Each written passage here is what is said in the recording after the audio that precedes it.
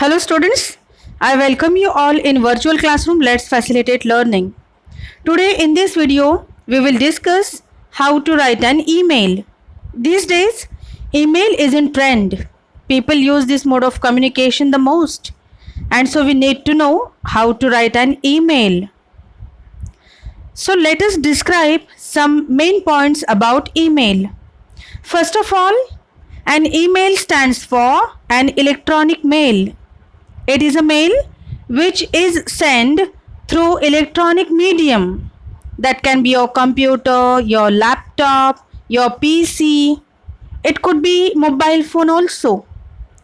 Email is a better way of communication in comparison to SMS, that is messages.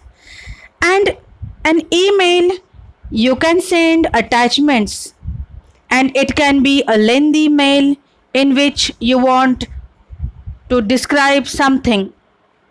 Another important thing about email is that it is the most preferred means of communication, and that is why email is very popular. Email is much in use, and so we need to know how to write an email. Email is cheaper and faster. That is why email is very popular nowadays. It does not cost anything. You just need an internet connection and an electronic device through which you can send an email. You can also say that an email is the quickest way to communicate in writing. Instantly as you send the email, the receiver gets it, and it's in a short span of time, that is in a matter of seconds. That is why it is very fast and popular. Now let us move ahead and discuss the types of emails. There are two types of emails. The first one is formal email and the second is informal email. Formal email is an email sent to companies. It can be sent to government departments. It can be sent to offices, and it can also be sent to your school, to your teacher, to your principal. Informal emails are sent to family, your relatives, or your friends. Now basically, both these emails are different due to the formats that they have, the type of language that you use in there. When I say formal email, you have to follow the typical format of an email. The next important thing in email, you have to follow formal language. You cannot use any nicknames, any abbreviations or slang language. Now, let us try to know why use email. Because it is very easy to use. Composing, sending and receiving is very simple process. Once the account is opened, messages are stored permanently in email. It is very useful for mass communication. One message can be sent to several recipients within a click. Documents, images, links, etc. can be attached easily. It saves time and energy. Email is relatively simple operating system used to instantaneously send to several all over the world. It is a free tool. There is no further expense that you need to spend once you are online. The fastest way to contact, and you can send it simply by clicking a button once you've finished composing. When I say formal email, you have to follow the typical format of an email. We can call it as email etiquettes. So let us see which are the things that are important while writing an email and also the things which must be avoided. Use subject line clearly. Keep calm and quiet. Include your name and contact information. Don't keep your messages long and narrative. Don't forget your signature. Don't be negative. Before sending, proofread and edit your mail. Use proper salutation. Keep private material confidential. Don't forget to check spelling and grammar. Don't use humor and sarcasm. Don't punctuate poorly. Keep your email short and flawless.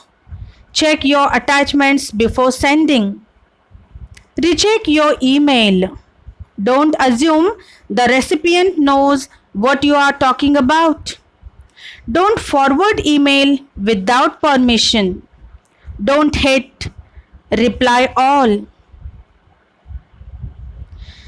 Now, let us discuss the parts or components of an email. First, recipient's address. An email recipient is an individual who has opted in to receive email from an individual. It includes email address of the intended recipient or recipients. Multiple recipients are separated by comma. CC and BCC. CC stands for carbon copy, while BCC stands for blind carbon copy. CC and BCC are two ways to include more people as recipients in an email. These are the ways of sending copies of an email to multiple people. In CC, you can see a list of recipients. All your recipients can see who has been added to your mail. In BCC, other recipients won't be able to see it. This is the only difference between CC and BCC. Subject line. An email subject line is the first text the recipients see. It is important to keep an email subject line clear, informative, catchy, and brief. Then comes message body. Message body of an email includes salutation, first paragraph, second paragraph, and complimentary close. Then comes email signature. After that, you can have attachments there. An email attachment is a file sent along with an email. One or more files can be attached and sent along with it to the recipient. This is the convenient way to share documents, images, videos, etc. Now, let us see the format of an email in detail. Now, this is how your screen appears when you are writing an email. Over here, we can say in the left hand corner, it is written to. To refers to the recipient, means the receiver of the email. So, here you will write the email address of the recipient of the email. Email ID of the person to whom you are sending the mail. Then you will have titles as CC and after that BCC. As I told you earlier, CC means carbon copy. It is just like the physical carbon copy. CC is an easy way to send copies of an email to other people, and BCC stands for blind carbon copy. Just like CC, BCC is a way of sending copies of an email to other people. The difference between the two is that while you can see a list of recipients, when CC is used. That's not the case with BCC.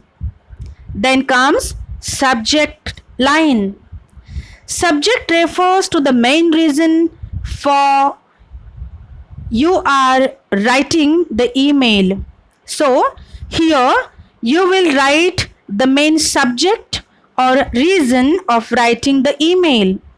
Some of the important tips for writing subject are: subject should be brief, it should be short, it should give a clue to the content of message, it should be precise, giving reason why you are writing the email.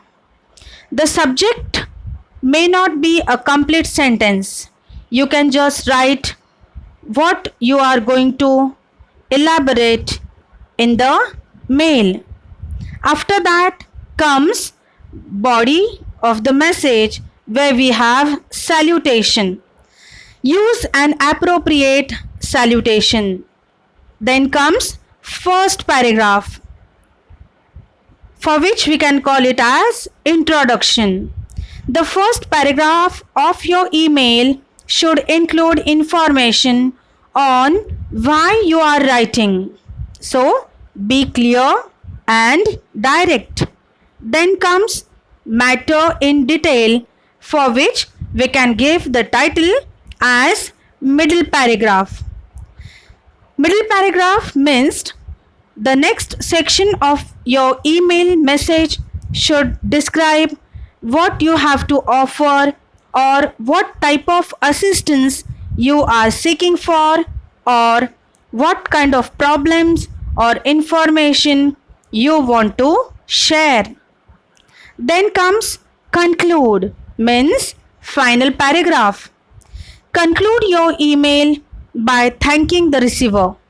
One line is sufficient here. After that, email signature. Then you can write first name and last name, or XYZ, or ABC also.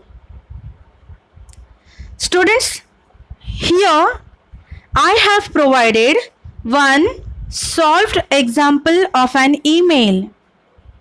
Study it well with lot of care.